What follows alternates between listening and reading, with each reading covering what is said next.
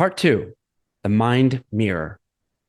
Lester Levenson once said, most of us, unfortunately, see things that are wrong in this world. When a master looks at the world, he sees nothing but perfection. We should try to get to the same viewpoint. Every time you see something wrong in someone, look for it in yourself. And when you see it, let go of it. The only growth is letting go of ego.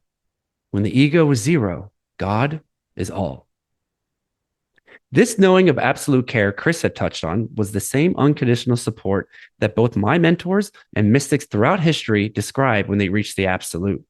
That sense of being completely, utterly taken care of by the universe itself, no matter what situation they found themselves in.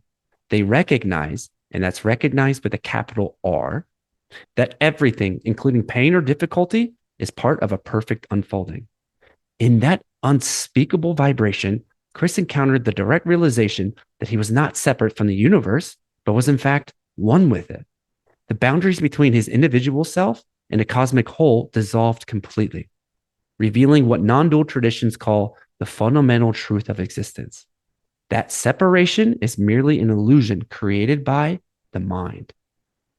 In this state of oneness, he experienced the profound knowing that his individual will was not driving his life circumstances, but rather that everything, including his own experience and existence, was an expression of a single, unified reality unfolding perfectly. This wasn't a philosophical concept, but a lived, embodied truth that transformed his relationship to life itself. Because if God is perfect, omnipresent, and in everything, how could it be any other way? Hard for the finite mind to grasp, but it wasn't meant to. That's why transcending the mind is the only way to experience such perfection.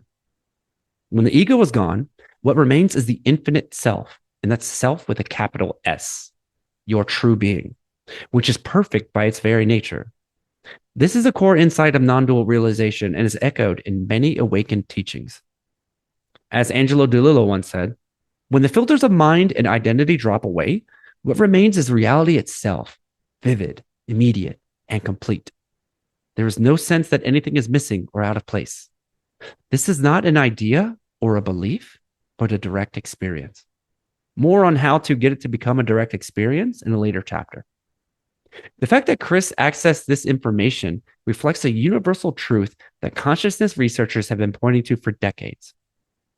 As Tom Campbell said, the universe is a feedback system.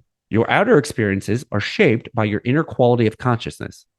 Growth comes from recognizing and changing your inner state. You are not a victim of circumstance. You are a participant in a learning lab. If you want to change your life, change yourself. The feedback will follow. This aligns with Bashar's teachings. Bashar is an extraterrestrial entity channeled by Daryl Anka from a parallel dimension several hundred years in our future. Now listen, I know how that sounds, by the way, signing a channeled alien, but his material has been validated by several of my master mentors, and his teachings perfectly match non-dual principles for what it's worth. Bashar claims his purpose is to help humanity understand the nature of reality, consciousness, and personal transformation, saying that the ultimate liberation from victimhood is understanding that reality itself is fundamentally neutral. Every situation, every trigger, every person who pisses you off exists in a state of pure potentiality until you assign meaning to it. Nothing has built-in meaning. Everything is neutral, he says. If life has no meaning except the meaning you give it, then you're free to give it any meaning you prefer. And the meaning you give it determines the effect you experience. He reminds us to notice what meaning we are assigning to a situation and then consciously choose a meaning that is empowering, uplifting, or aligned with our preferred state of being. When you see someone's arrogance and feel triggered, you're not just witnessing a reflection of your own arrogance or receiving feedback about your consciousness quality, but you're also actively choosing to interpret that neutral event as bad or threatening, when you could just as easily choose to see it as a gift, showing you exactly what needs to be released. You can diagnose someone's spiritual development by how much they complain about life. It's like a cosmic winometer. Imagine the person who treats a slow barista like they're personally being waterboarded with delayed caffeine. Now picture Jesus stuck in traffic. See the difference?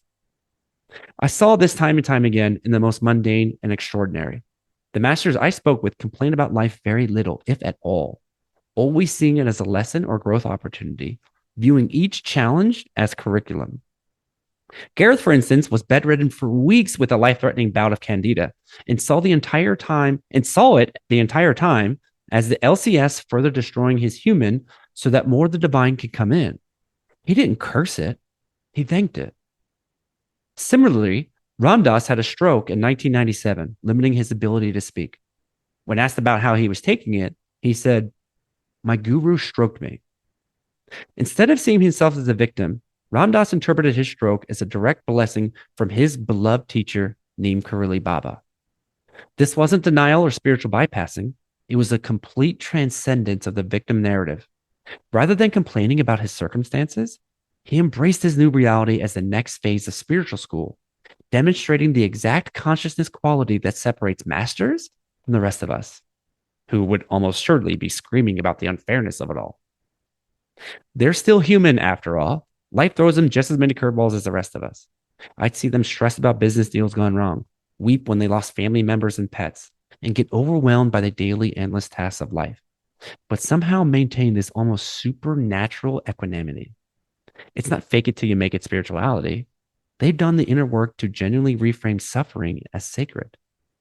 That's because once you raise your consciousness to higher states, you literally see all of the invisible variables at play in yourself, others, and your surroundings. Past life influences, which are very, very real, I assure you, current life karma, children or childhood traumas, brain chemistry, genetics, the weather today, astrological and astral influences, collective unconscious currents. There are countless factors influencing any situation, and they perceive this complexity on a fundamental level.